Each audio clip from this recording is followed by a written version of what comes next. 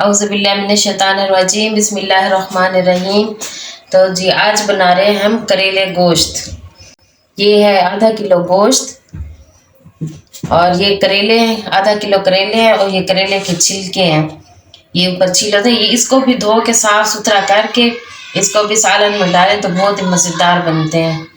और ये मैंने प्याज भी काट लिए हैं और ये वाली प्याज गोश्त में डाल देते हैं।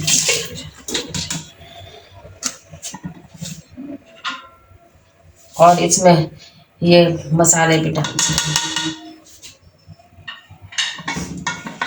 तो जी अब ना इसको ढक्कन लगा के 10 से 15 मिनट के लिए ठहरा देते हैं ताकि ये गोश्त अच्छी तरह गल जाए। तो चले अब इसके ऊपर ढक्कन लगा देते हैं।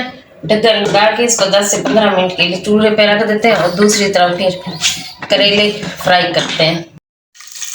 हाँ जी, तो इसमें ना करेले फ्राई करते हैं। इसमें मैंने ऑयल डाला 1 कप और हल्का सा गर्म हो जाए ऑयल तो इसमें ये करेले डाल देते हैं। करेले को मैं ना कल इसको धो के साफ सुथरे करके तो इसको नमक लगा के रख दिया था 5 या 10 मिनट कड़वाहट निकलने के लिए, ताकि कड़वे ना रहें, क्योंकि कड़वे हो जाए तो फिर बच्चे नहीं खाते।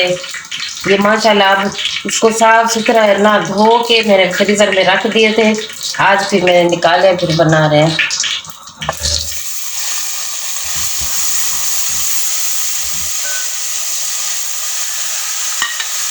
और ये करेले के छिलके भी हैं, इसको भी उतार के ज़ाया ना क्या करें, इसको भी उतार के इसको नमक लगा के 5 से 10 मिनट धूप में रख दिया करें ताकि इसमें अच्छे से कड़वाहट निकल जाए। फिर इसको धो के साफ सुथरा निचोड़ के फिर इसको भी ज़ाया ना क्या करें, सालन के अंदर डाला करें।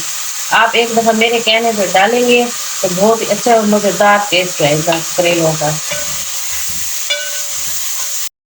हाँ जी, तो देखें ये करेले मैंने फ्राई करने के लिए रख दिए थे, 5 से 7 मिनट हो गए हैं, ये हाफ फ्राई हो चुके हैं।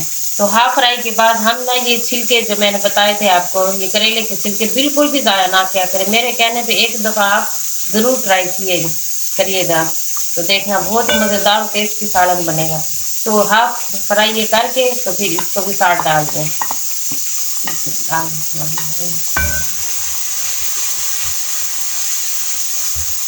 इधर से कुकर ने भी सीटी बजाना शुरू कर दी है।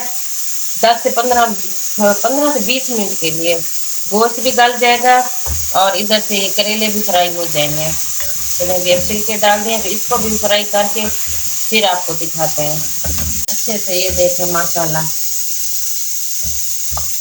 अब इनकी कड़वाहट खत्म हो चुकी है, देखिए कलर भी चेंज हो गया। इस कंडीशन पे आके ये देखें 4 अदद टमाटर फ्रीज किए हुए थे, तो ये मैंने क्रश कर लिया। अब इसको हाफ डाल देते हैं, हाफ टमाटर इसमें डालेंगे और हाफ टमाटर आगे डालेंगे। कब डालेंगे ये मैं आपको फिर आगे दिखाऊंगी। आप वीडियो को बिल्कुल स्किप ना कीजिएगा, पूरी वीडियो देखिएगा ताकि आपको पता चले कि करेले कैसे बनाएं जिसमें कड़वाहट बिल्कुल भी ना आए, बच्चे शौक से खाएं।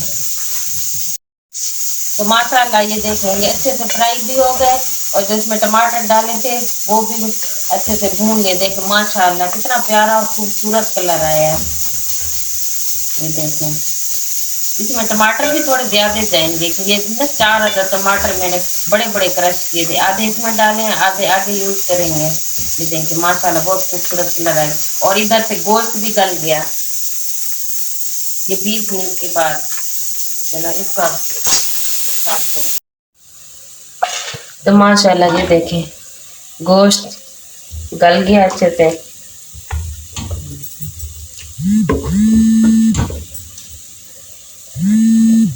माशाल्लाह गोश्त बहुत अच्छे से गल गया।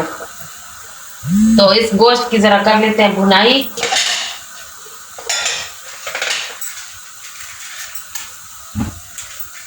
तो थोड़ा हल्का हल्का पानी ठहरा है ताकि अच्छे से भुनाई हो जाए गोश्त में।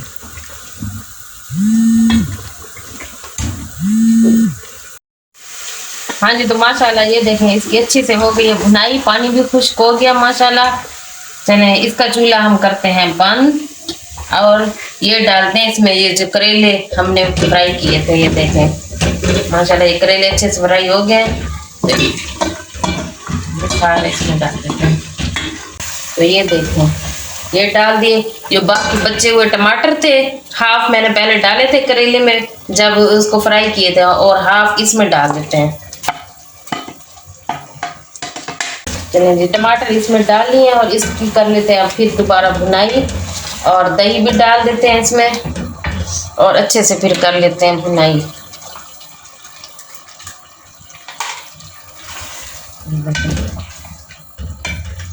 4 से 5 चम्मच मैंने दही के डाल दिए हैं। चले इसकी भुनाई कर लें, फिर आपसे मिलते हैं।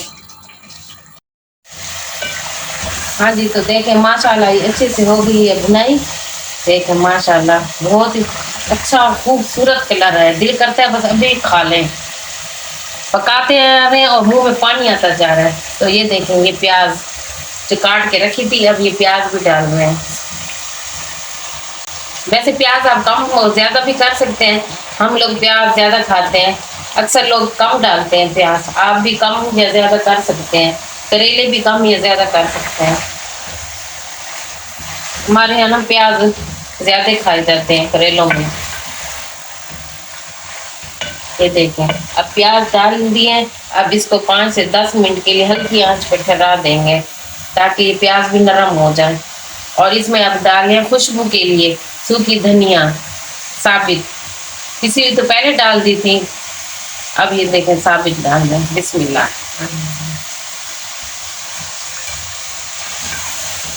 तो माशाल्लाह बहुत अच्छी और यूनिक रेसिपी है, आसान सी। अगर ये मेरी रेसिपी आपको पसंद आए तो मेरे चैनल को लाइक और सब्सक्राइब कीजिएगा और शेयर कीजिएगा।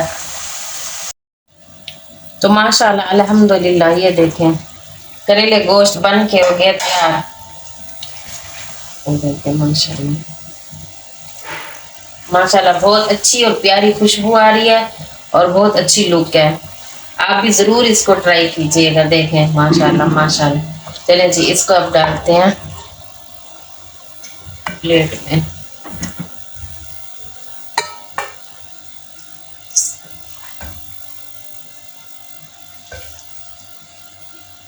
तो ये देखें माशाल्लाह, ये है हमारी आज की आसान और बहुत ही अच्छी रेसिपी। आप लोग ज़रूर इसको ट्राई कीजिएगा और कमेंट्स करके मुझे बताइएगा कि आप लोगों का ये कैसे बनना है करेले गोश्त। मेरे चैनल को लाइक और सब्सक्राइब कीजिएगा और शेयर भी कर दीजिएगा।